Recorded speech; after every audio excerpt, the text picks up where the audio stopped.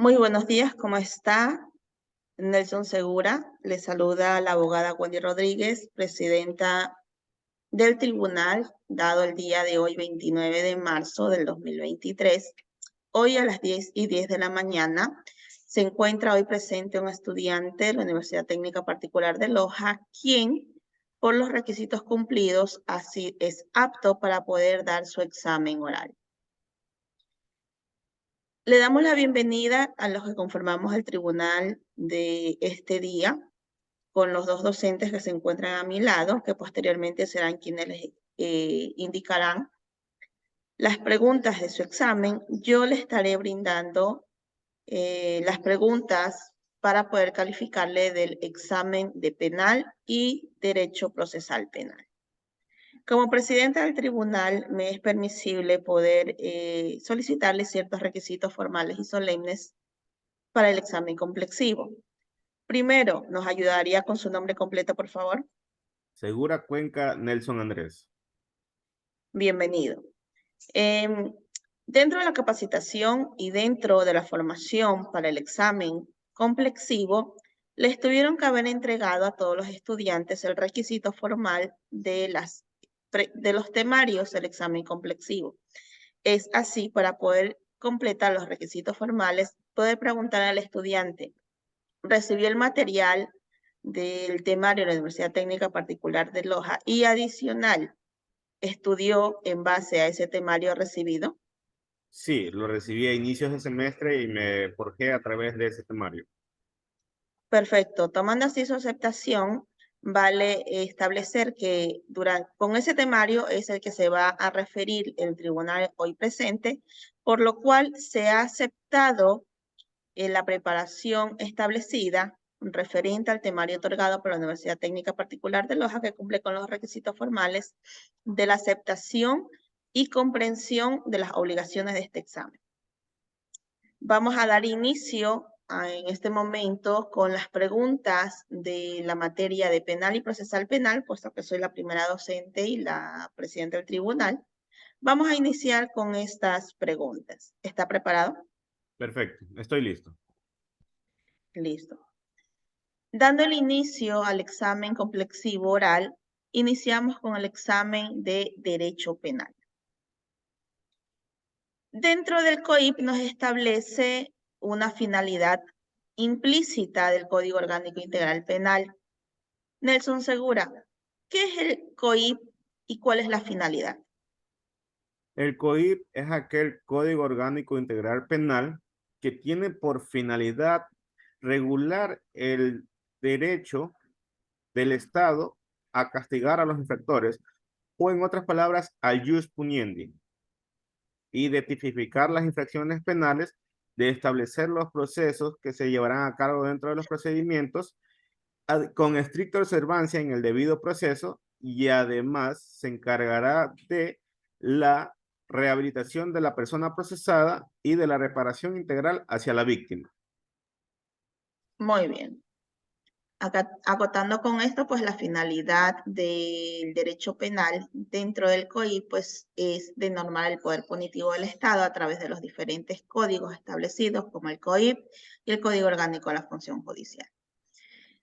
Dentro de estos principios generales del derecho procesal, el cual nos regula la aplicación de la Constitución, los instrumentos internacionales, inclusive la norma desarrollada dentro del Código Integral Penal, especifíquenos cuáles son las garantías básicas del debido proceso dentro de las audiencias. Perfecto. Las garantías básicas del debido proceso son respetar las normas y derechos de las personas que intervienen en el proceso, el tiempo necesario para la práctica de las pruebas, el nullum crimen nulla poena sine previa lege, es decir, no habrá delito sin ley previa, el principio de publicidad, es decir, todas las audiencias son públicas, a excepción de las que la ley lo establece que no.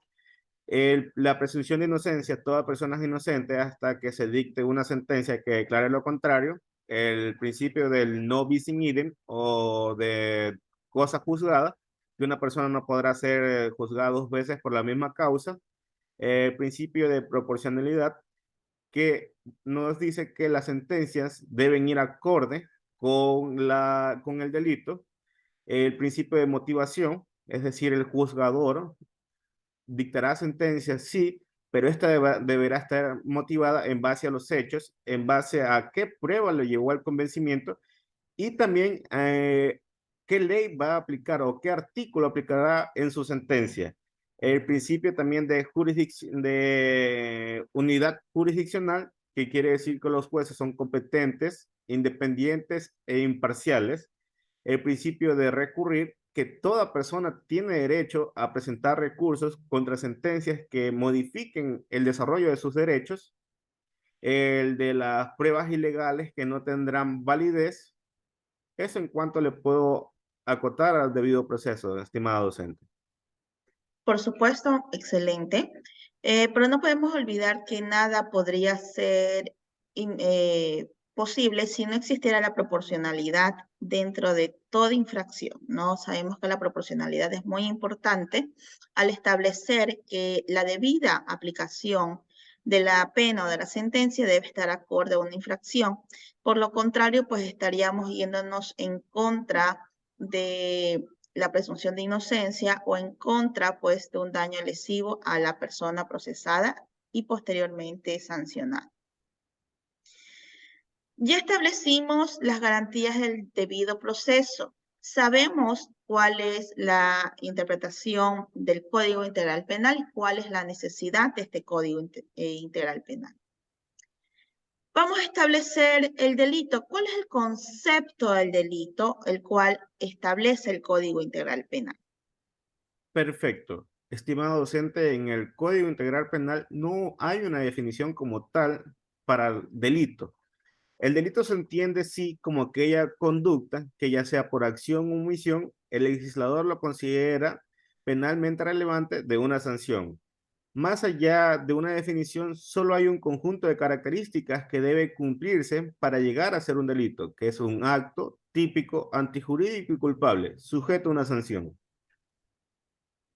Haciendo así la introducción al delito comprensible como tal, por favor, ¿cuál es la teoría del delito y cuáles son sus causas de exclusión? Perfecto. La teoría del delito es aquella que nos habla de un concepto formal y de un concepto material. El concepto formal es aquel que nos establece al delito como un acto típico, antijurídico y culpable. Y la teoría material es aquella que se refiere debidamente al derecho penal positivo, es decir, al escrito, al establecido en las leyes. Esto hace referencia a Hans Kelsen como el padre del positivismo, en el cual nos dice que si está en la norma, debe ser cumplido a cabalidad. Dependiendo de la situación, toda conducta que sea penalmente relevante va a tener una sanción. Y en cuanto a la teoría del delito, nos establece que el delito tiene los siguientes elementos: conducta, la tipicidad, la antijuricidad y la culpabilidad. La conducta, ya sea por acción o omisión, tiene sus excluyentes o eximentes, que son fuerza irresistible, estado estado de plena inconsciencia y movimientos reflejos. Esto no quiere decir que el sujeto va a ser eximido totalmente de su pena, sino va a ser más o menos como un atenuante, va a ser aplicada la pena proporcional a un tercio. Ya en cuanto a la tipicidad, esto nos dice que esta puede ser tipicidad objetiva, que es aquella que encaja que subsume la conducta en un tipo penal. Es decir, A mata a B, el delito es el asesinato. Y la tipicidad objetiva, perdón, subjetiva, nos habla acerca de con qué intenciones lo realizó el sujeto. Si con culpa, con dolo o preterintencionalidad, y también la antijuridicialidad, que es todo aquello que contraviene el orden jurídico establecido, o sea, lesiona un bien jurídico que es protegido por el Estado. Las exclusiones de la antijuridicialidad son deber legal, que esto es plenamente para aquellos servidores de justicia, los militares, los policías, cuando cumplen una orden a cabalidad estando en servicio. Cabe destacar que estos señores se basarán en el debido proceso y en el uso progresivo de la fuerza. El estado de necesidad, que es aquel que primeramente debemos establecer que para salvar, proteger un derecho, debo infringir en otro. Esto también debe acotarse que esto debe ser proporcional. El daño que se va a infringir debe ser menos del que se quiere salvar. No puede ser nunca más.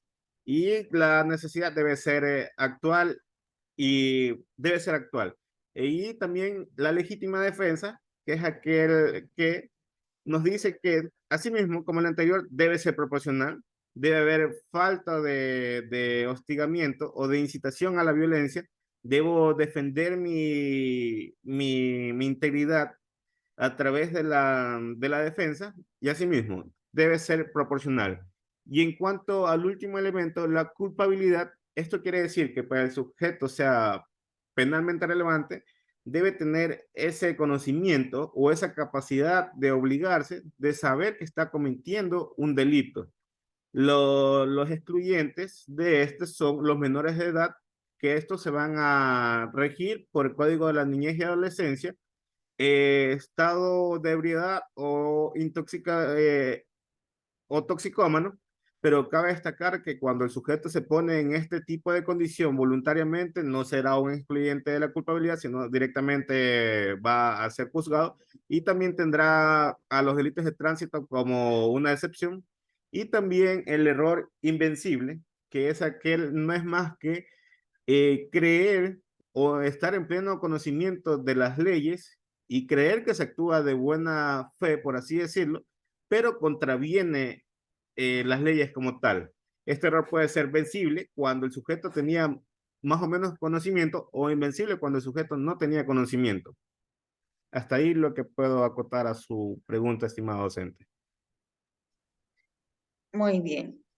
Dentro de la teoría del delito, que es poder implantar a un caso preciso las causas establecidas en el Código Integral Penal para establecer el delito como una forma de poder sancionar a través de la pena, a través por la infracción, vamos a establecer un problema de análisis para poder establecer cuál es la causa de exclusión del caso muy plenamente establecida.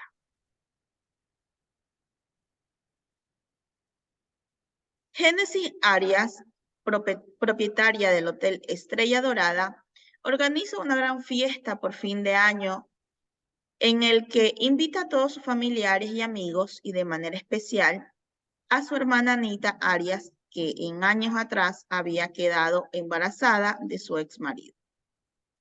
Génesis Arias se embriaga intencionalmente para luego coger de los cabellos a Anita y maltratarla y la maltrata verbalmente. Para que luego con el arma que tenía en su cartera le dispara 5 veces directamente al pecho causándole la muerte. Génesis se justifica aduciendo que en ese momento ella no se encontraba en un estado acorde en el que supiera o sabía que lo que estaba haciendo lo hacía y por los motivos que lo hacía, por lo que ella estaba bebida. Ella había perdido el conocimiento, es decir, se encontraba en estado de embriaguez. ¿Qué nos puede determinar de ese caso, Nelson? Que la conducta es penalmente relevante y no se encuentra o no encaja en ninguno de los excluyentes de los elementos que conforman el delito. Es decir, ella trata de encajar en la exclusión de la culpabilidad al hablar de embriaguez o toxicómanos, pero cabe recalcar que para entrar dentro, encajar dentro de este excluyente, debe ser de manera involuntaria, por así decirlo, pero en el actuar de ella hubo premeditación. Ella hizo intencionalmente todas las acciones, por ende no es una excluyente y deberá ser juzgada acorde a la ley. Muy bien. En este caso se establece que la solución correcta, la persona se encontraba en embriaguez premeditada, considerada como agravante y tendrá que ser sancionada como tal. Perfecto. Continuamos. Hábleme de los principios procesales del derecho penal, tomando así en cuenta pues que hemos avanzado hacia derecho procesal penal. Perfecto. Los principios procesales penales, los más destacados, por así decirlo, son los de dirección procesal, es decir, el juzgador va a llevar la dirección de los procesos, el de inmediación, que es que todas las partes procesales deben estar presentes de forma física en el proceso, salvo casos que el juzgador va a dar paso a que se conecte de manera telemática. El principio de oralidad no es más que todas las audiencias y todo el proceso, por así decirlo, se verá sustanciar de forma oral. El principio de indubio pro, que este quiere decir que a razón de cualquier duda favorable, se deberá actuar en lo más favorable hacia la persona procesada. El principio de celeridad, que es decir, que las partes procesadas van a ayudar a la rapidez del proceso sin dilataciones. El de concentración, que se van a realizar la mayor cantidad de actos procesales en una sola audiencia. El principio de motivación, que es decir, que el juez, en base a los hechos, en base a las pruebas y en base a la ley, va a motivar su sentencia. Todo en cuanto le puedo responder acerca de los principios del derecho procesal penal, estimado. Perfecto, recordando que los principios procesales no solamente son los únicos que mencionó, sino también tomando en consideración los más importantes dentro del procesal penal, podríamos decir que el principio de contradicción, el principio de oralidad, el principio de dirección jurisdiccional y de objetividad dentro del proceso, pues son las más importantes. Por no dejar atrás el principio de motivación, que es en donde las partes deberán estar presentes dentro de las audiencias para la práctica de la prueba. Muy bien. Continuando con las preguntas, vamos a ejercer. ¿Quién tiene la titularidad de la acción penal? La acción penal como tal se clasifica en acción penal pública, cuyo titular es la Fiscalía sin denuncia previa, y la acción penal privada, cuyo titular es la víctima a través de la querella. Hablando de la titularidad de la acción penal dentro de las audiencias, ¿quiénes son los sujetos procesales dentro de la audiencia? Perfecto. Los sujetos procesales dentro de la audiencia son la víctima, la persona procesada, fiscalía y el defensor. Cabe recalcar que el juzgador no cuenta como parte, como uno de los integrantes del proceso, no cuenta como parte del proceso como tal. Muy bien. Por favor, hablemos de las audiencias. ¿Cómo se lleva una audiencia penal después de que el fiscal formule los cargos hasta el recurso? Perfecto. La audiencia, desde la instrucción fiscal, que cumple la finalidad de juntar todas las pruebas necesarias para cargo y descargo, con atención al principio de objetividad, para la formulación de cargos. Posterior a esto, se dará paso a la audiencia de preparación y calificatoria de juicio, que es aquella en la que se hablará de la jurisdicción, de la competencia, de si proceden o no las pruebas, o si las pruebas llevan esa conexidad entre el hecho y la persona procesada. Y una vez calificado todos estos, se dará paso a la etapa de juicio, en la cual deberán estar presentes todas las partes procesales por el principio de inmediación se sustanciará en el principio de oralidad, es decir, es una etapa meramente oral. Todas las personas deben estar presentes. Esto con el fin de poder dar paso a la, por así decirlo, a la práctica de la prueba. Para asimismo, dentro de esta audiencia, se llevarán a cargo los alegatos iniciales. El juzgador le dará paso a la parte, a la fiscalía para que comience con los alegatos. Asimismo, pero previamente a esto se preguntará si se encuentran las personas procesadas, todas aquellas que intervienen dentro del proceso, y asimismo dará paso a la práctica de las pruebas y una vez escuchando todo esto, el juzgador procederá a dictar sentencia. Asimismo, esto con base al principio de motivación. Como lo dije anteriormente, este principio nos dirá el juzgador en base a qué hechos, a qué pruebas y en qué articulado va a dictar sentencia. Y asimismo, las partes procesales presentes en esta etapa podrán presentar los recursos que crean conveniente para así posteriormente dar por finalizado esta etapa del juicio. Cabe recalcar que los recursos son el de apelación, el de hecho, el de casación y el de revisión. Los dos últimos se presentarán solo ante la Corte Nacional de Justicia. Perfecto. Ya que hablamos de las audiencias, de la instrucción fiscal, de la audiencia preparatoria y de la audiencia de juicio, vamos a hablar de dos etapas. La audiencia de juicio, hacemos énfasis en el principio de contradicción.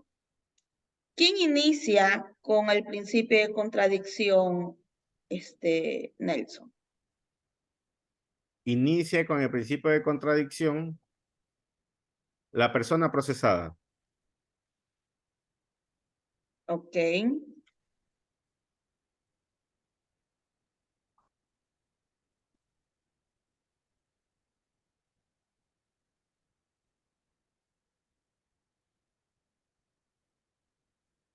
Ok. ¿Y quién tiene el derecho a la réplica?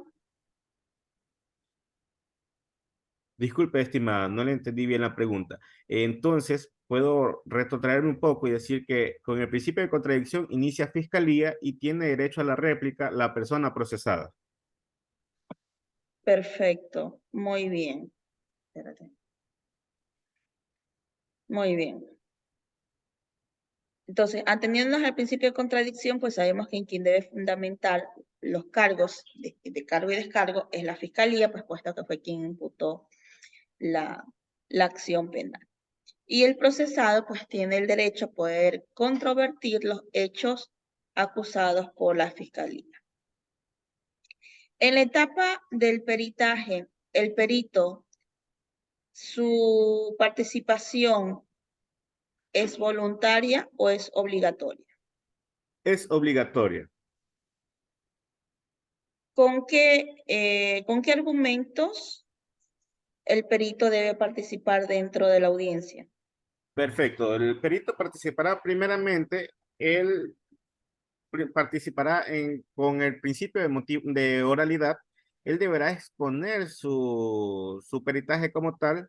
Primeramente, él dará sus datos completos de identidad, nombres, número de cédula, profesión, lugar de residencia, en qué materia es especial, es profesional o especialista, por así decirlo, y en base a su número de certificación acreditado por el Consejo de la Judicatura.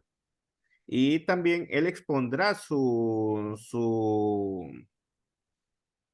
informe pericial eh, de forma oral, como ya lo dije, tanto para la fiscalía como para la persona procesada lo puedan interrogar. Y él deberá motivar qué técnicas usó y cómo llegó a tales conclusiones de dicho informe. Muy bien. Entonces decimos que la parte importante del perito es la asistencia dentro de la audiencia, llevar su informe debidamente establecido con su acreditación, sus exclusiones, con la técnica del peritaje y también pues con sus conclusiones, que es el que va a llevar pues a la conclusión meramente dicha al juez. Muy bien. Terminando así con el derecho penal, Nelson, indíqueme, ¿cuánto tiempo dura la instrucción fiscal? Perfecto. La instrucción fiscal en procesos ordinarios podrá tomar un tiempo de 90 días hasta máximo de 120 días, y posterior a este tiempo, ninguna de las diligencias practicadas tendrá validez. En cuanto a materia de tránsito, tendrá una duración de entre 45 y 75 días. Y en cuanto a delitos flagrantes, tendrá una duración de 30 días, pudiéndose explayar hasta un máximo de 60 días. ¿Cuánto tiempo puede durar la instrucción fiscal sin haber llamado a la audiencia? La investigación previa, esto depende de dos casos. El caso uno, si el delito es condenado con una pena privativa de máximo de hasta 5 años, durará un año. Y si el delito en el caso 2 es de mayor a 5 años en cuanto a pena privativa de libertad, tendrá una duración de 2 años. Ok. Deberíamos establecer entonces que la instrucción fiscal por delitos de 5 años dura hasta un año, el máximo de instrucción. Caso contrario, no podrá aperturarse ninguna investigación en contra de la misma persona, haciendo caso al non bis in idem. Y de los delitos de hasta 2 años, de hasta 10 años, ok, prescribe en 2 años sin iniciar pues la acción en la parte preparatoria. ¿Ok? Asimismo, haciendo alusión al non bis in idem.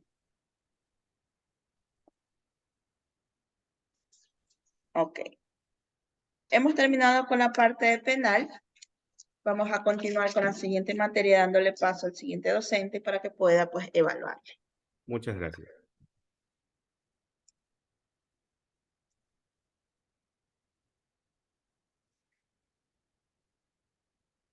Buenos días, estimado Nelson. Soy la docente de Derecho Constitucional y también voy a tomarle la materia de Derecho Laboral. Por lo tanto, pues iniciaremos con Derecho Constitucional. Mucho gusto, estimado docente. Ok, para su evaluación. Nelson, ¿qué es para usted el Código Integral? Perdón, ¿qué es para usted la Constitución de la República del Ecuador? Perfecto. La Constitución de la República de Ecuador para mí es aquella norma que está por encima de las demás normas, es decir, es esa punta de la pirámide en la cual todo el ordenamiento debe estar basado en lo que está constituido la misma. En nuestra Constitución del 2008, que es una constitución eh, muy garantista, que fue promulgada en el 20 de octubre del 2008, en la cual constan sus dos partes, la parte dogmática que comprende el artículo 1 al artículo 94, en las cuales están establecidas todo este conjunto de derechos y las garantías para el cumplimiento de dichos derechos, y en la parte orgánica o material, en la cual está compuesto por cómo va a llevarse el trabajo de las instituciones que forman parte del poder público. Claro está, con debida observancia a la parte dogmática. Todo en cuanto le puedo responder en cuanto para mí, que es la Constitución, estimado docente. Muy bien. Dentro de la Constitución de la República nosotros tenemos pues una introducción bastante interesante en cuanto a su artículo 1 de la Constitución de la República. Nelson, ¿podría referirnos cuál es la importancia del manifiesto del artículo 1 de la Constitución de la República y a qué hace introducción? Perfecto. El artículo 1 de la Constitución establece que el Ecuador es un Estado constitucional de derechos y justicia, soberano, democrático, laico, independiente, unitario, plurinacional, multicultural y se organiza en forma de república y se gobierna de manera descentralizada. La soberanía recae en el pueblo, cuya voluntad es el fundamento para la autoridad competente que ejercerá el poder a través de los órganos del poder público y de las formas de participación directa establecidas en dicha constitución. Y en cuanto a sus recursos no renovables, estos forman parte de su patrimonio, que es inalienable, imprescriptible e intangible.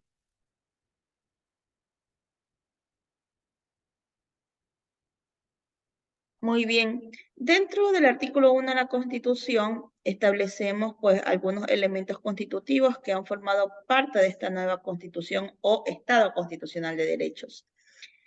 Hábleme acerca de los elementos constitutivos del Estado. ¿Cuáles son? No le entiendo la pregunta, estimado docente. ¿Me la puede reformular, por favor? ¿Cuáles son los elementos constitutivos del Estado que deriva del artículo 1 de la Constitución? Perfecto. Los elementos constitutivos del Estado son la soberanía, cuyo fundamento es recae en el pueblo, cuya voluntad es el fundamento para ejercer así dichos poderes a través de todo lo establecido en los órganos públicos y en las formas de participación directa. En cuanto a población, es el conjunto de ciudadanos ecuatorianos que gozan de este conjunto de derechos establecidos en la Constitución. Territorio, que es este espacio geográfico, que como lo dije anteriormente, es imprescriptible, inalienable, intangible y además histórico. Y además el gobierno, cuyo máximo representante es el presidente, el cual eh, defenderá siempre la soberanía y además ordenará cómo se va a llevar a cabo la estructura del poder público. Ingresando así a estos elementos constitutivos del Estado que vienen del artículo 1, el cual nos habla de una manera amplia, pues sobre todo los recursos, el fundamento del gobierno, cómo actúa sobre su gobernanza y cómo aplica sobre sus derechos. Dentro de los principios de aplicación de los derechos, ¿qué nos establece el artículo número 11 de la Constitución de la República? Perfecto. El artículo número 11 de la Constitución nos establece que la Constitución es de los derechos establecidos en la Constitución son de directa e inmediata aplicación. No podrá haber ningún tipo de discriminación, estableciendo así la igualdad para todas las personas y además establece que ninguna persona podrá ser discriminada por razón de su etnia, religión, creencias, entre otros. Muy bien, entonces sabemos pues que todos los elementos y las garantías establecidas en la Constitución y en los instrumentos internacionales de derechos humanos son de directa e inmediata aplicación. ¿Ok? Ingresando a este pequeño concepto de que los derechos establecidos en la Constitución y los derechos humanos son de directa e inmediata aplicación, desarrólleme cuál es la categoría de los derechos establecidos en la Constitución. Perfecto. Este catálogo de derechos, por así decirlo, en el ámbito neoconstitucionalista, que es súper nuevo, por lo cuanto al Ecuador se le reconoce, por los siguientes derechos comprendidos en este catálogo. Se entienden los derechos del buen vivir, los derechos de libertad, los derechos de protección, los derechos de participación, algo que llama mucho la atención, los derechos de la naturaleza, de las comunidades, pueblos y nacionalidades, y de los derechos de las personas y grupos de atención prioritaria.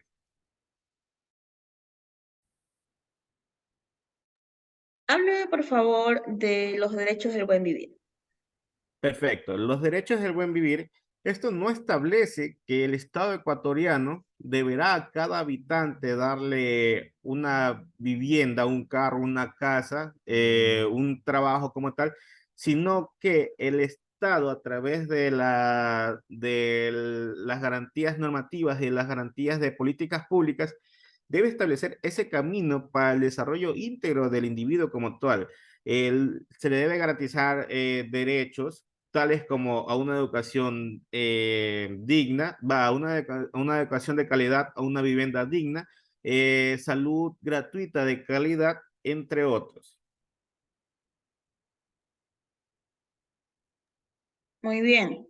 Entonces sabemos pues que estos derechos del buen vivir son conocidos como los derechos paternalistas, ya que el Estado Constitucional de Derechos del Ecuador no había tenido un incidente o un antecedente parecido a esto, en donde el Estado debería garantizar todos los derechos intrínsecos, como el de la alimentación, la salud, la educación, para pues el Estado, el cual pues exige una condición mínima de respeto a la dignidad. Ingresando a esto, Nelson, ¿qué son las garantías constitucionales? Perfecto. Las garantías constitucionales son aquellas herramientas jurídicas que nos establecen que una vez violentados nuestros derechos, tenemos acceso a las siguientes garantías normativas, garantías de políticas públicas y de la participación democrática y garantías jurisdiccionales. Ingresando a las garantías jurisdiccionales, ¿qué son las garantías jurisdiccionales y cuándo se activan? Perfecto. Las garantías jurisdiccionales son aquellas que habiendo faltado a la constitucionalidad las garantías normativas y las garantías de políticas públicas, se activarán las garantías jurisdiccionales, que son aquellas que protegen la violación de derechos, haciendo que estos se detengan, cesen y se dé la reparación como tal al ciudadano objeto de la violencia. Listo. Entonces, aduciéndonos que estas garantías jurisdiccionales se activan cuando no han sido suficientes los mecanismos normativos y de políticas públicas, ¿qué derechos protege el habeas corpus? El habeas corpus defiende todos esos derechos encasillados en los derechos de libertad dentro del catálogo de los derechos constitucionales, es decir, protege la integridad física, el derecho a la vida, el derecho a no ser desaparecido, el derecho a no ser torturado, el derecho a no sufrir violencia psíquica ni física, y además de que se respeten todos estos derechos, el Estado deberá garantizarlos como tal. Si no, se activará esta garantía jurisdiccional, ya que el término jurisdiccional dentro de esta garantía es nuevo debido a que previamente era usada por los alcaldes, pero con esta nueva constitución se volvió una garantía jurisdiccional de uso de todos los ciudadanos a nivel nacional.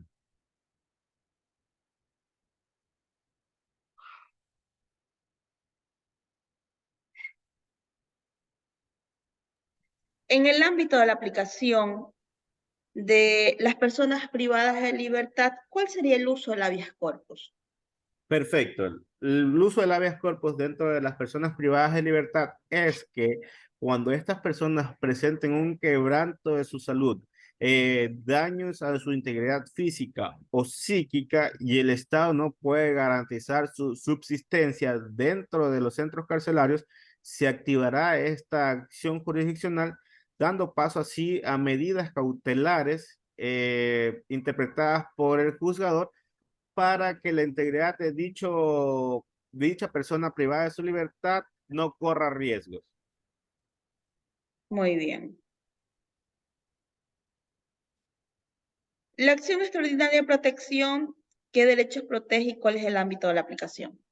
Perfecto. La acción extraordinaria de protección protege todos los derechos establecidos en la Constitución, pero para llegar a esta garantía jurisdiccional hay que agotar todos los mecanismos previos para así esta pueda activarse, ya que esta garantía jurisdiccional prevé la seguridad jurídica, prevé todos los derechos establecidos en la Constitución y además se activa cuando no hay esa seguridad efectiva establecido en la propia Constitución.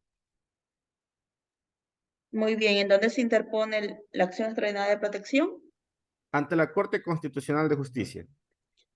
¿Tenemos algún recurso adicional a la acción extraordinaria de protección o sería el último dentro del ámbito nacional? Es el último ámbito a nivel nacional. Perfecto.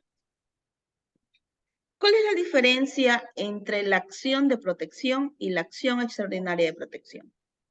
Perfecto. La acción extraordinaria, la acción de protección es aquella que se activa una vez se hayan violentado los derechos establecidos en la Constitución, se haya sufrido algún tipo de discriminación por autoridad pública no judicial, algún tipo de desigualdad se haya dado, tanto por entes públicos o cualquier tipo de discriminación por particulares. En cambio, la acción extraordinaria de protección se activa ante la Corte Constitucional una vez el recurso de la acción extraordinaria de protección no haya sido suficiente, se haya violentado la seguridad jurídica, la tutela efectiva de los derechos y encima se haya violentado contra un derecho establecido en la Constitución. Muy bien. Pasamos a los poderes del Estado. ¿Cuáles son los poderes del Estado después de la adopción del 2008 al Estado Perfecto. Constitucional de Derechos? Perfecto. Los poderes del Estado a partir de la Constitución del 2008, que es algo también que llama la atención a nivel internacional, dado que existen los tres poderes tradicionales, por así decirlo, que son el poder ejecutivo, el poder judicial y el poder legislativo, se agrega dos poderes nuevos, que son el poder electoral y el de control el de control y participación social. Ok. Entonces, ¿los cinco cuáles serían? Son el poder ejecutivo, legislativo, judicial, electoral y el de participación y control social. Ok, entonces no podríamos olvidar que también al judicial se añadió La justicia indígena, siempre y el. cuando ésta observe todos los derechos establecidos en la Constitución como límites para la misma. Ok, recuerde pues que a partir del 2020 la justicia indígena tomó una adopción muy importante dentro del derecho internacional y pues tiene su propio derecho internacional de aplicación, el de pueblos indígenas. Por ende, el Estado adopta también una condición bastante solemne en cuanto a la aplicación de los castigos o la jurisdicción de la justicia indígena dentro de la Constitución de la República del Ecuador. Muy bien. Mencióneme cuáles son las atribuciones del órgano legislativo dentro de los poderes del Estado. Perfecto. Las atribuciones del órgano legislativo dentro del Estado son aquellas que la Asamblea, a través de la asambleístas, que son elegidos por votación popular, y aquí radica su fundamento, su validez como tal, que ellos son electos por el pueblo cada 4 años, en votación popular, como lo dije.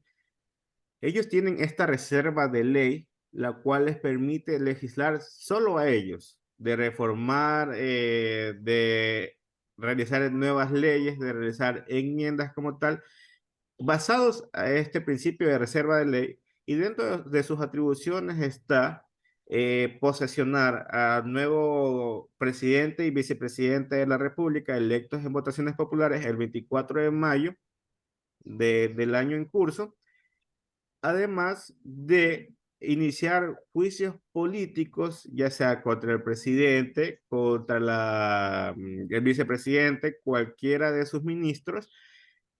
Esto previamente aprobado por la Corte Constitucional y cumpliendo ciertos requisitos. Muchas gracias. Con esto culminamos con el derecho constitucional, pasando rápido así por el tiempo a el derecho laboral. Nelson, ¿qué es el contrato individual de trabajo? Perfecto. El contrato individual de trabajo es aquel convenio a través del cual una persona se compromete con otra u otras a prestar sus servicios personales ilícitos bajo relación de dependencia a cambio de una remuneración establecida ya sea en la ley, en la costumbre o en los contratos colectivos. Ingresando así al contrato individual de trabajo, este tiene una clasificación. Mencióname cuál es la clasificación de los contratos. Perfecto. La clasificación de los contratos de trabajo son, estos pueden ser expresos y tácitos, los expresos pudiendo ser orales o escritos, a sueldo, a jornal, de participación o mixto, de tiempo indefinido, de temporada eventual u ocasional, de obra cierta dentro de las actividades de la empresa, del giro de la empresa, por tarea y a destajo, y también pueden ser contratos individuales, por grupo y por equipo. Háblame del contrato indefinido. Perfecto. El contrato indefinido de trabajo es aquel que en nuestra legislación genera esa seguridad laboral al trabajador, ya que genera ese lazo porque no tiene un tiempo establecido de contrato. Genera esa relación laboral que le da esa seguridad establecida en este código al trabajador de que va a tener labor o trabajo de manera indefinida. En este tipo de contratos se puede establecer el periodo de prueba, que es aquel que se puede celebrar solo una vez entre el mismo trabajador y empleador, una vez suscrito el contrato. Y para los trabajos normales puede ser de 90 días. Y para los trabajos de domésticos o domésticas, el tiempo de prueba puede ser no máximo a 15 días. Cabe recalcar que en este tiempo de prueba, cualquiera de las dos partes intervinientes puede dar por terminada la relación laboral. Muy bien. Háblame acerca de las obligaciones del trabajador y las obligaciones del empleador. Perfecto. Las obligaciones del trabajador es a prestar eh, sus servicios en la manera y de las formas acordadas en el contrato, de prestar la debida observancia a las medidas de seguridad, de prestar la debida observancia también al reglamento interno, de, de además de realizar las actividades con los debidos cuidados, sin poner en riesgo tanto a su trabajador, a su empleador, como a sus compañeros de trabajo. Este también no puede tomar los instrumentos de trabajo otorgados por el empleador para la realización de otras actividades, ni por así decirlo, llevárselo a su casa, y además tiene la obligación de restituir aquellos materiales que sobren de la realización de trabajo a su empleador. En cuanto el empleador tiene las obligaciones de pagar los dineros acordados en el tiempo establecido, acorde al contrato, tiene la obligación de dar al trabajador los permisos necesarios para que éste haga trámites como por ejemplo sufragios, si ha sido víctima de algún tipo de delito presente, las acciones correspondientes, para que éste se presente, también si forma parte de algún sindicato, se presenta a las reuniones del mismo, también tiene la obligación de dar al trabajador una vez al año una indumentaria correspondiente para la realización del debido trabajo y de darle el material para que éste realice dicho trabajo. Además de que si el trabajador por orden expresa del empleador se tiene que mover a otro lugar distinto al de su trabajo, el empleador correrá con todos los gastos que acarreen este tipo de movilizaciones. Estableciendo así las obligaciones del empleador, ¿cuál es la jornada laboral? Explíqueme sobre las jornadas laborales. Perfecto. La jornada laboral en nuestra legislación es de 8 horas al día y de 40 horas a la semana, pudiendo prolongarse un máximo de 2 horas al día. Estas serán calculadas a razón de valor hora y serán canceladas sin ningún tipo de recargo. También tenemos dos tipos de jornada, que es la jornada diurna, la cual esta comprende los horarios de 7 de la mañana a 6 de la tarde y la jornada nocturna que comprende horarios de 7 de la noche a 6 de la mañana con un recargo del 25% a la remuneración. Cabe recalcar que hay una jornada especial, pero estas son tanto deben estar autorizadas por la autoridad competente, que en este caso es el inspector de trabajo, y no podrá ser menor a 30 horas laborables a la semana. Esto el caso más conocido es el contrato juvenil de trabajo. Muy bien. ¿Cuáles son los derechos de los sueldos adicionales que tienen los trabajadores? Perfecto. Disculpe, no le entendí la pregunta. ¿Me puede reformular, por favor? Por supuesto. ¿Cuáles son los sueldos adicionales a los cuales tiene derecho un trabajador? Perfecto. Estos son dos: el 13º sueldo o bono navideño, que es comprendido como la 12ª parte de lo que gana el trabajador anualmente. Y si es que el trabajador pide expresamente al empleador que se le acumule, será pagado máximo hasta el 24 de diciembre de cada año. Caso contrario, se le irá depositando mensualmente. Y el otro tipo de sueldo es el 14º sueldo o bono estudiantil, que esto asimismo es una 12ª parte de lo que gana el trabajador al año. Estos son pagados en la región costa hasta el 15 de marzo y en la región sierra hasta el 15 de agosto. Muy bien. Las utilidades. ¿Qué son las utilidades?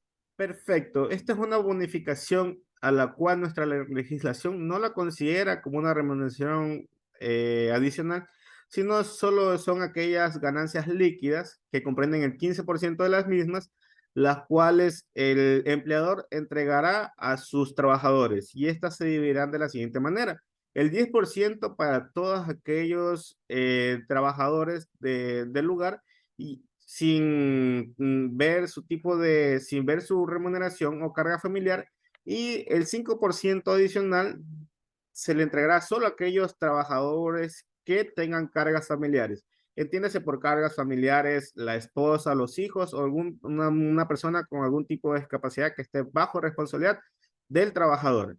Las personas que reciben mayores sueldos o sobresueldos, por así decirlo, no tienen derecho a las utilidades, y tampoco los obreros, los,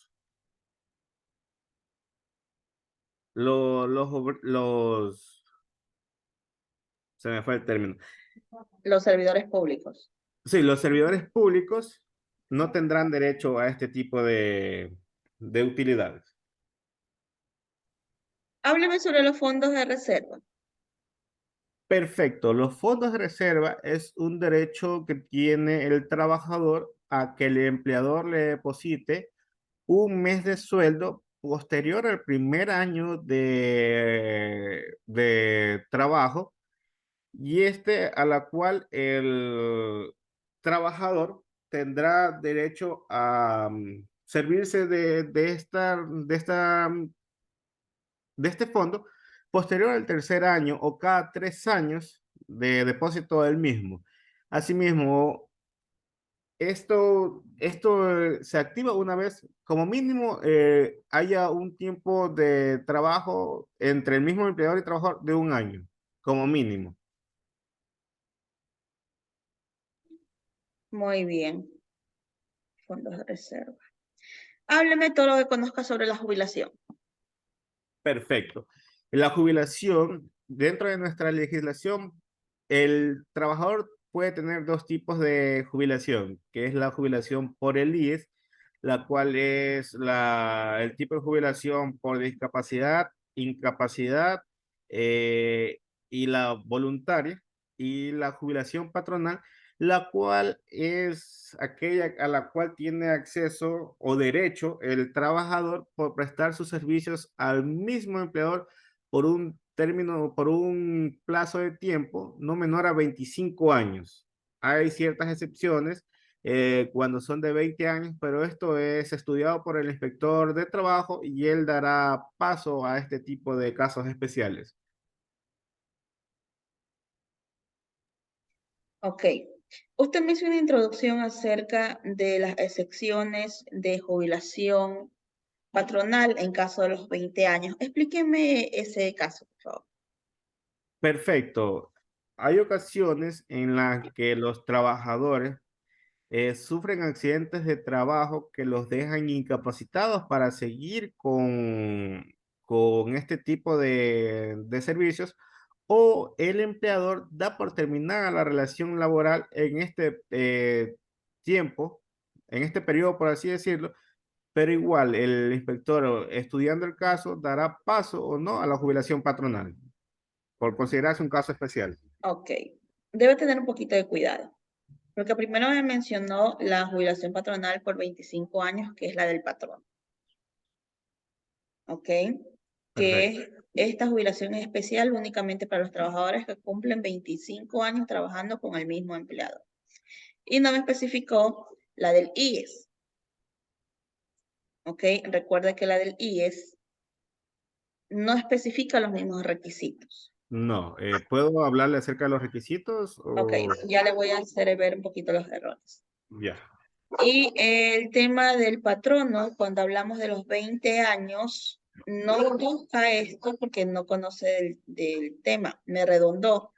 En el caso le pregunten, si usted le introduce, como lo acaba de hacer en este momento, tiene que decir que los trabajadores que han trabajado por 20 años, hablando de la jubilación patronal, cuando es el patrono, el empleador, quien paga esta jubilación porque ha tenido la fidelidad del trabajador durante 20 a 25 años, si el empleador despide con 20 años al trabajador, evitando que tome el beneficio de la jubilación patronal, estará sancionado a cancelarle no por los 20 años de servicio, sino por los 25 años por el despido intempestivo unilateral, entendiéndose así que está tratando de limitar al trabajador de su derecho.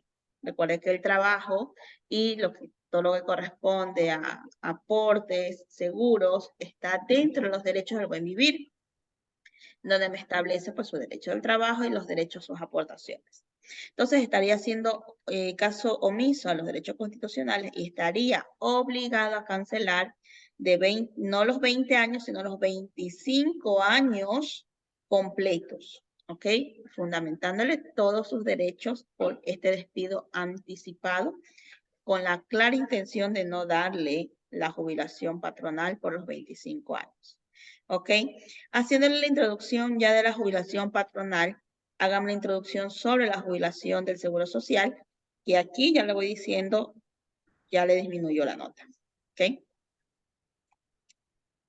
Hágame la Perfecto. introducción. En cuanto a la jubilación por el seguro, estos son por 30 años de servicio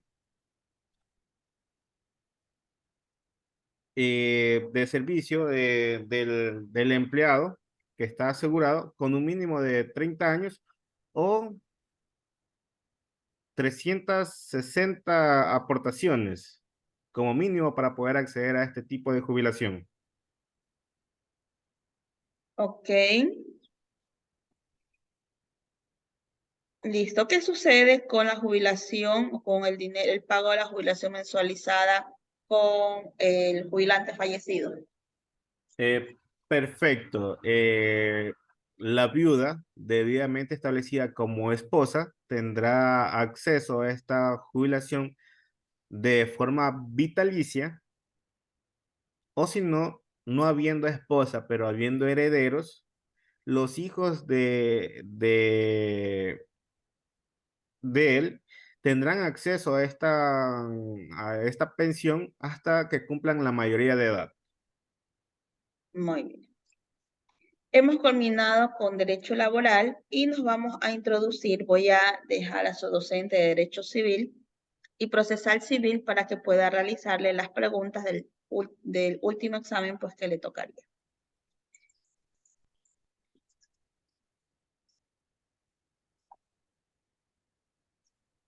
Perfecto. Listo. ¿Qué es el Código Civil, Nelson? Es aquel que regula las relaciones entre particulares y los particulares con el Estado. Ok, entonces decimos que el Código Civil es un conjunto de normas ordenadas y sistematizadas del derecho privado. Es decir, es un cuerpo legal que tiene por objeto regular las relaciones de las personas físicas con las jurídicas, públicas y privadas. Sí. ¿Ok? ¿Qué es la ley, Nelson? Perfecto. La ley es la manifestación de la voluntad soberana prevista de la forma escrita en la Constitución que manda, prohíbe o permite. ¿Por qué manda? Porque es imperativa y un caso de ejemplo es el pago de los impuestos. Perfecto. ¿Cuáles son las fuentes del derecho, Nelson? Son la ley, entiéndase por la ley pública y la ley privada, y la costumbre, y también la jurisprudencia. Ok. Perfecto. Entonces sabemos que como fuentes del derecho tenemos a la costumbre, la doctrina, que son el conjunto de ideas, también la jurisprudencia, que es por las sentencias de fallo de triple reiteración, ¿ok? Y también porque todas estas contribuyen a la aplicación de la creación de las normas. ¿Qué es el naturalismo, Nelson? Es aquella rama del saber que une al derecho con la moral y la ética y nos dice que el derecho es anterior al hombre, es dado por una divinidad y es universal para todas las personas por el simple hecho de ser personas. Muy bien. ¿Por cuántos libros se encuentra formado el Código Civil? El Código Civil ecuatoriano se encuentra conformado por 4 libros. El primer libro de las personas, el segundo libro de los bienes, de su uso, goce y limitaciones, tercer libro de las sucesiones por causa de muerte y donaciones entre vivos, y el cuarto libro de las obligaciones y contratos. Listo. ¿Cuál es la clasificación de las personas? No, esta no. ¿Qué tipo de personas reconoce el Código Civil? El Código Civil reconoce 2 tipos de personas: las personas naturales, en base al principio de existencia, que es la separación total del recién nacido de su madre, pero cabe destacar que el que está por nacer o naciturus igual tiene la garantía de sus derechos establecidos. Y las personas jurídicas que son personas públicas o privadas que son meramente creación de derecho.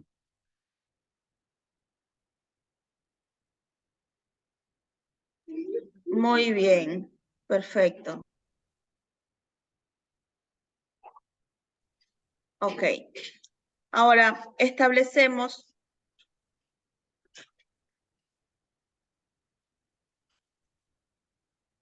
¿qué es la presunción de muerte? Perfecto. La presunción de muerte se da una vez el desaparecido haya cumplido un tiempo mínimo de 2 años que no se sepa de su paradero, de si vive o muere y de las investigaciones como tal no hayan dado ningún tipo de resultados. ¿Quién declara la presunción de muerte? El juzgador competente. Ok. ¿Qué es el matrimonio? Perfecto. Es el convenio a través del cual dos personas se unen con el fin de convivir y auxiliarse mutuamente.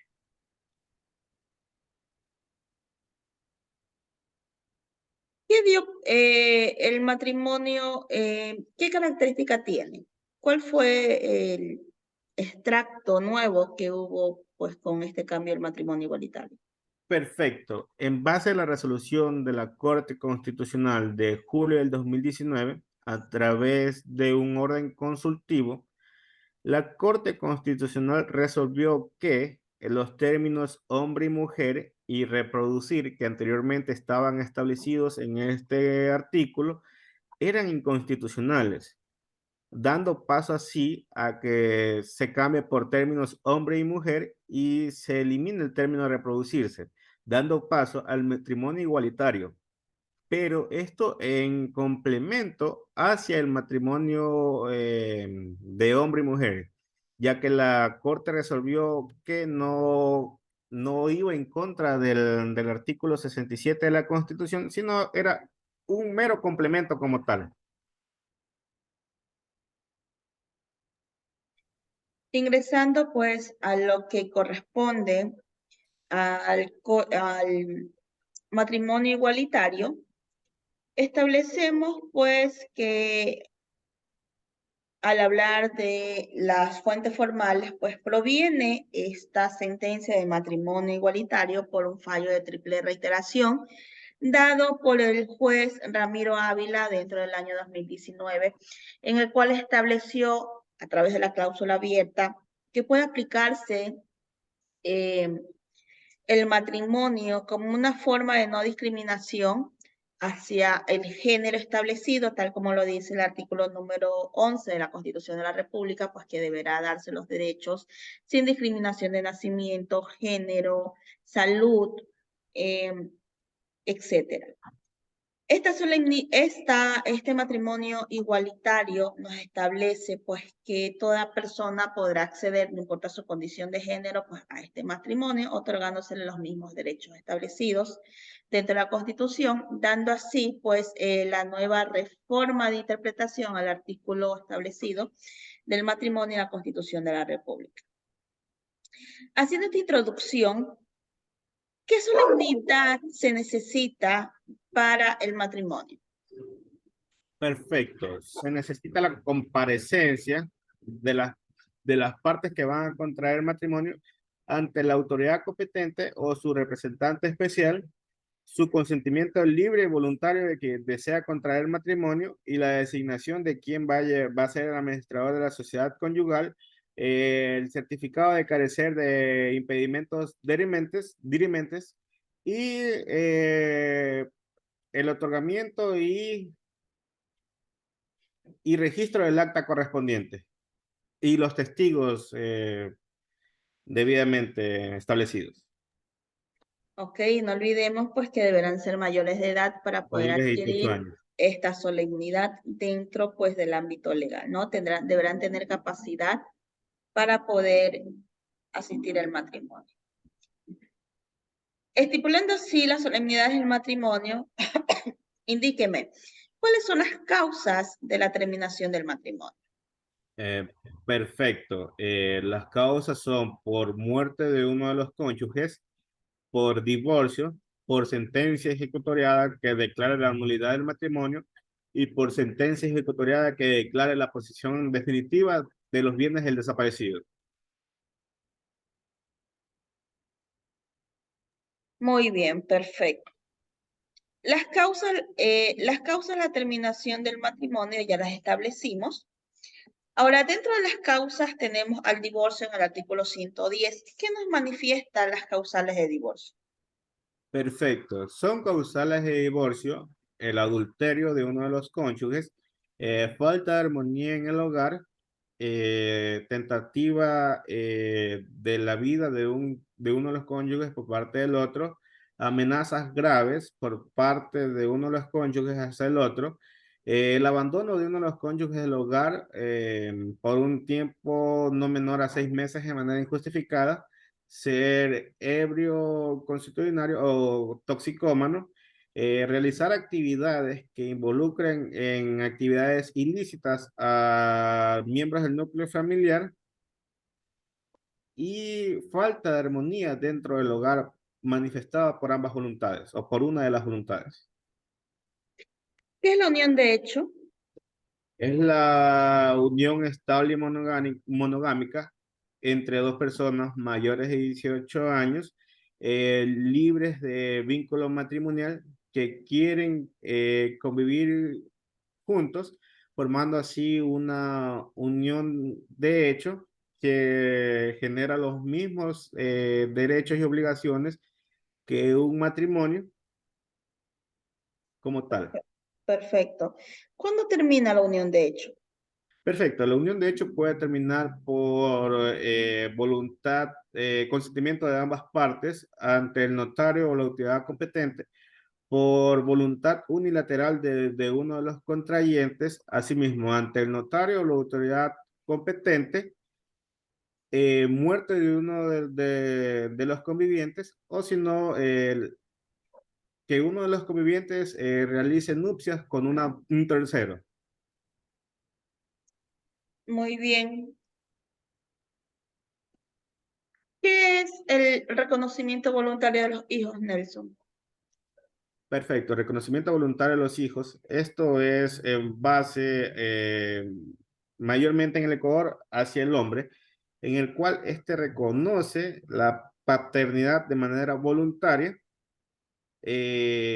o si no de manera judicial una vez esté haya negado dicho reconocimiento o no quiera dar el consentimiento para lo mismo. ¿Qué es la emancipación? La emancipación es el poder, esa capacidad de autogobernarse por parte de los hijos de familia a- hacia los padres de familia. Estas pueden ser legal, judicial o voluntaria. Perfecto. ¿Qué es la tenencia? La tenencia es aquella declaración en la que uno de los dos padres va a tener la tenencia de los hijos, es decir, ese deber de cuidado hacia los hijos como tal, y el otro tendrá ese deber de pasar la manutención como tal para ayudar en dicho cuidado. Perfecto. ¿Qué son los bienes y su clasificación? Perfecto, los bienes son aquellos que pueden ser corporales e incorporales. Los bienes corporales son aquellos que podemos sentir y palpar con nuestros sentidos, y los bienes incorporales son aquellos que no se pueden palpar como tal. Los bienes incorporales, cabe recalcar que pueden ser derechos personales, que son aquellos que se tienen sobre una persona en específico, por ejemplo, el deudor ante la deuda y un padre de familia en cuanto a la pensión de su hijo, y los derechos reales, que estos son más encaminados hacia los bienes muebles e inmuebles, y los derechos corporales, que a su vez pueden ser bienes muebles e inmuebles, fungibles y no fungibles, divisibles y no divisibles, generales y específicos, universales y singulares, y principales o accesorios.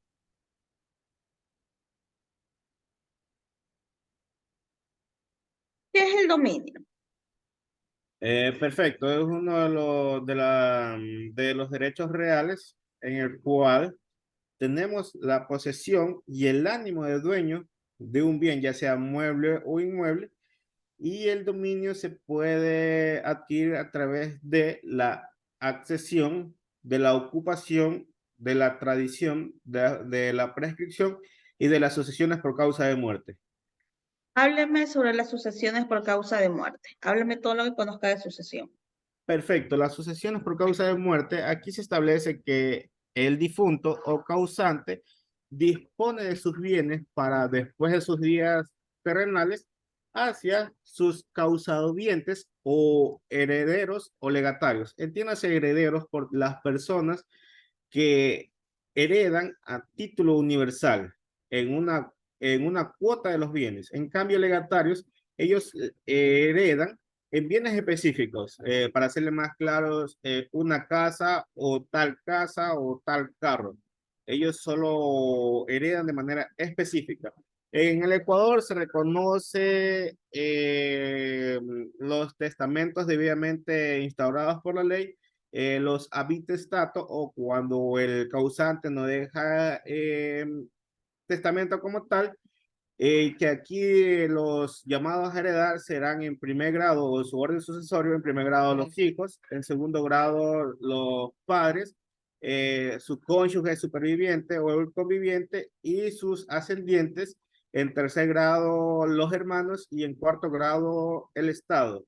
Y también reconoce ese tipo de testamento especial es cuando el testamento que dejó el causante en vida al momento de su apertura no cumple con las solemnidades o parte de las solemnidades no están acordes a ley en ese momento de apertura. El orden sucesorio de los herederos por el habintestato.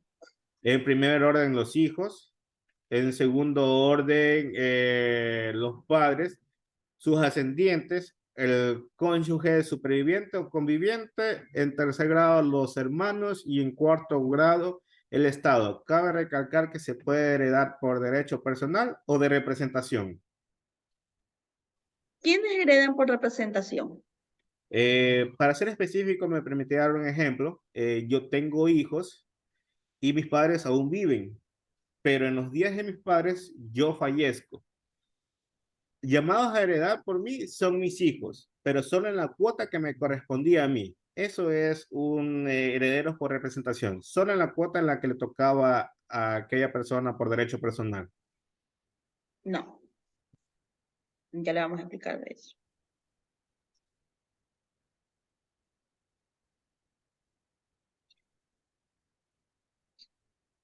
Ya. Hábleme sobre la prescripción. Perfecto, la prescripción, esto es a través del tiempo de buena fe y se dan dos tipos de prescripción, la prescripción ordinaria y la extraordinaria. La ordinaria se da en un tiempo para bienes inmuebles de 5 años para la prescripción ordinaria y de bienes muebles en un tiempo de 3 años. Y la prescripción extraordinaria solo son para aquellos bienes inmuebles en un periodo de tiempo de 15 años. Y este modo de prescripción puede ser tanto para personas capaces como incapaces. En cambio, la prescripción ordinaria solo es para aquellas personas que tienen esa capacidad de obligarse por sí mismos. Muy bien. Vamos a pasar al derecho procesal civil. ¿Cuáles son los principios procesales del COGEP? Perfecto. Los principios procesales del COGEP son el de economía procesal, el de inmediación, el de oralidad, el de simplificación, el de gratuidad, el de inmediación, el de contradicción, de intimidad, el de publicidad y el de eficiencia. Hábleme de los principios procesales que se dan dentro de la audiencia de juicio, etapa de la prueba. Disculpe, ¿me puede repetir la pregunta, por favor? Sí, hábleme sobre los principios que se manifiestan en la etapa de la prueba. Perfecto. En la etapa de la prueba se fundamentan los principios de oralidad, de inmediación, de contradicción. Ok, Este cómo puede pasar. hábleme sobre las tres: oralidad, inmediación y contradicción. Perfecto. Dentro de la etapa de la prueba es primordial que se encuentren todas las partes intervinientes en el proceso de manera física, es decir, el principio de inmediación, para que tengan conocimiento de la práctica de la misma, el de oralidad para que tengan derecho a poder contradecirlas. eh, y para esto es necesario el principio de inmediación y el de oralidad para un complemento del de contradicción. Muy bien. Hábleme sobre los tipos de competencia. ¿Cuáles Perfecto. son? Hay la competencia territorial, la cual el juzgador es competente en base a su territorio, materia o especialización. La competencia concurrente, la cual adhiere o suma más tipos más características a la competencia, a las del territorial, en base a que el juzgador pasa a ser también competente por razón de donde se realiza el contrato, donde funge obligaciones, donde está el bien que es la base de la controversia, y de la competencia excluyente, la cual excluye o trata de simplificar este problema entre competencias. Esto es más para los derechos laborales en cuanto al domicilio del trabajador, el cual es irrenunciable. Muy bien. ¿Cuáles son los sujetos procesales del COGEP?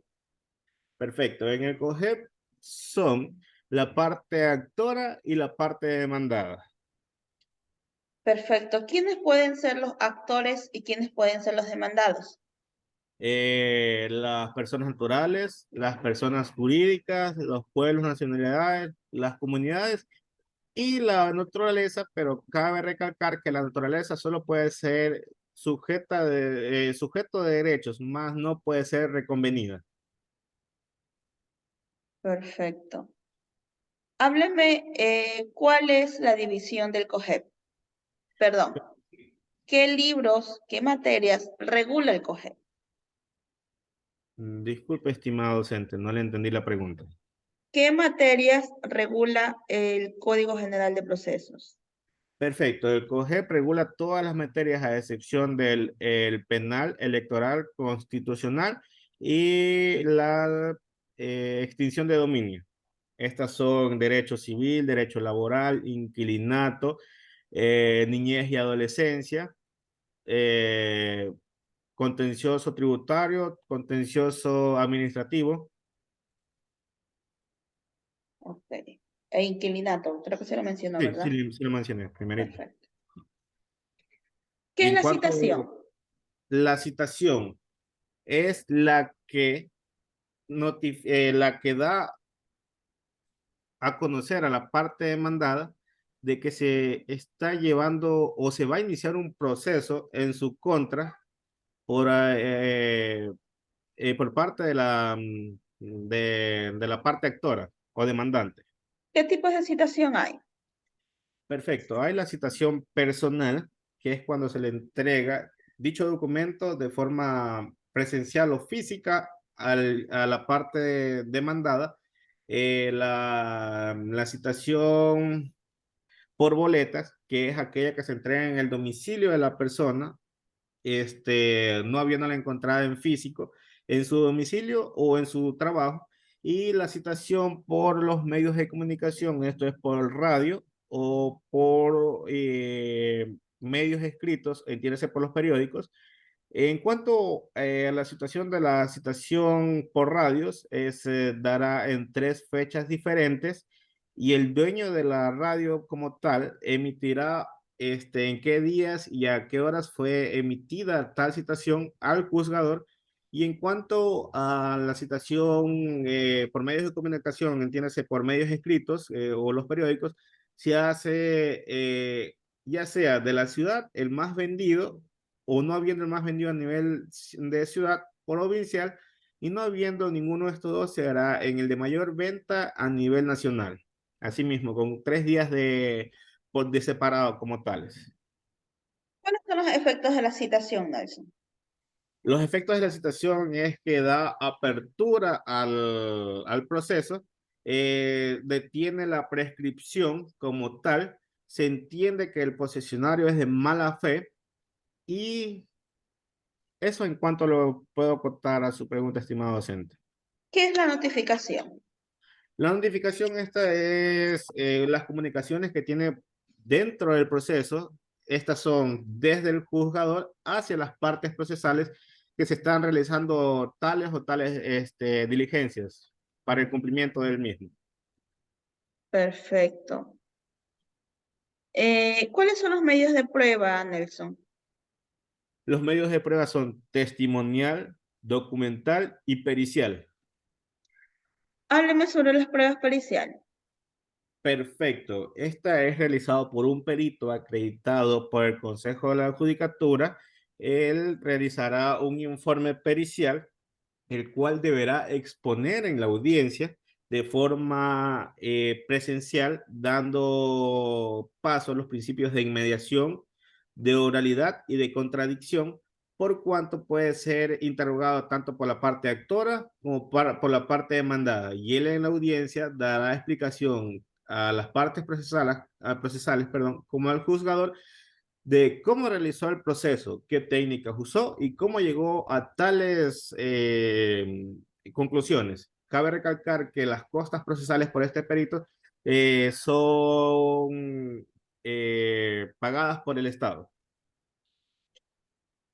¿Cuál es el contenido del peritaje, Nelson?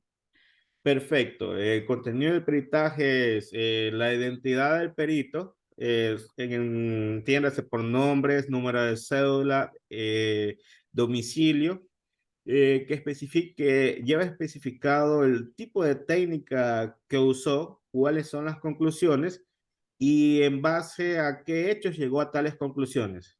Cabe recalcar que la técnica que llevó a dichas conclusiones debe estar de manera clara y precisa para entendimiento de las partes procesales y del juzgador a la vez, o si no, en audiencia se pedirá un aclaramiento.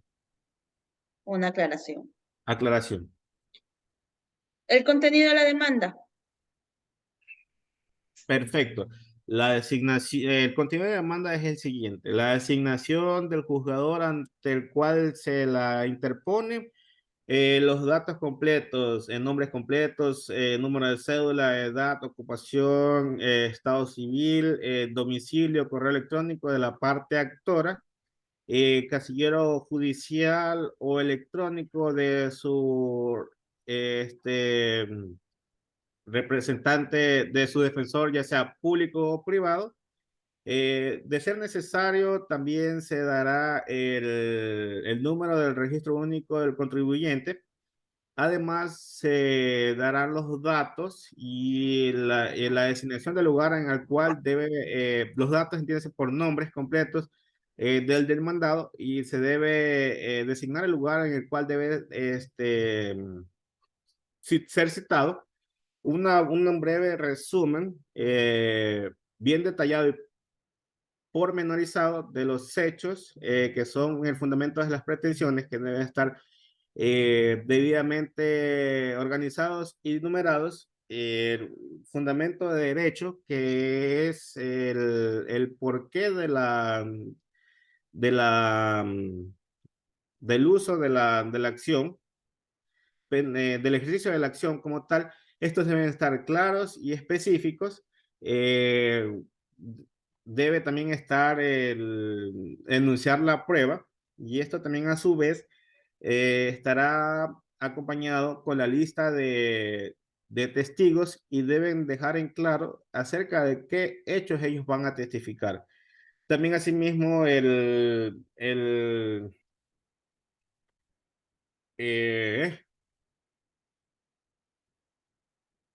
la acción judicial para el acceso a la práctica de la prueba en los casos debidamente fundamentadas, la cuantía del proceso en la cual se va a basar el procedimiento, el tipo la especificación del procedimiento en la cual se va a sustanciar la causa, las firmas como tales de los representantes o procuradores, dependiendo del caso, y las demás que establezcan, y las pretensiones claras y específicas, y las demás que pida la ley.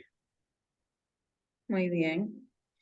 Nelson, ¿cuál es el efecto de la no comparecencia de los sujetos procesales?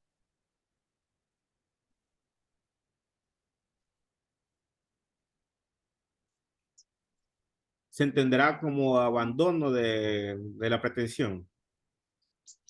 Perfecto, muy bien.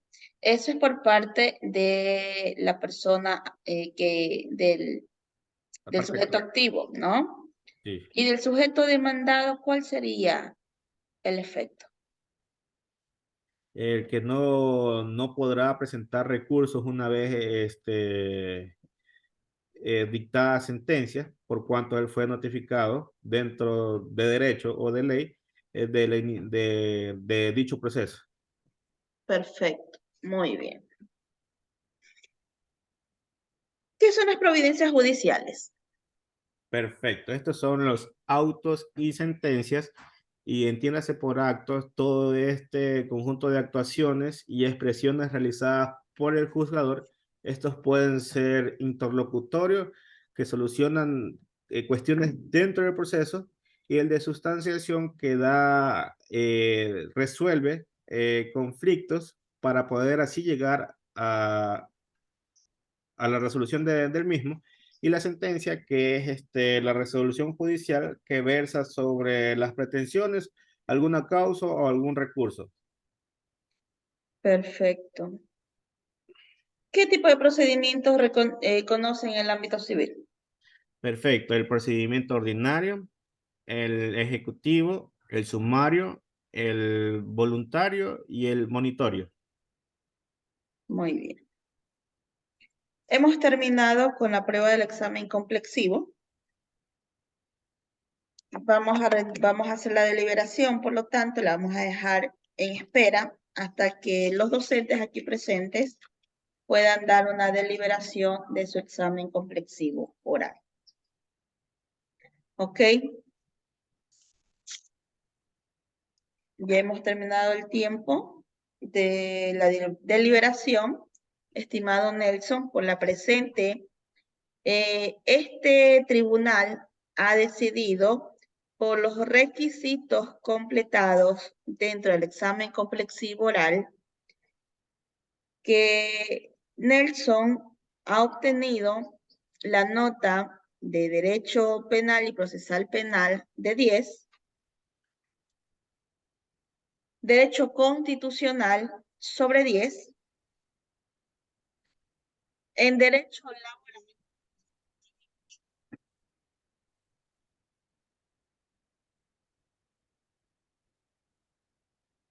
No se le escucha.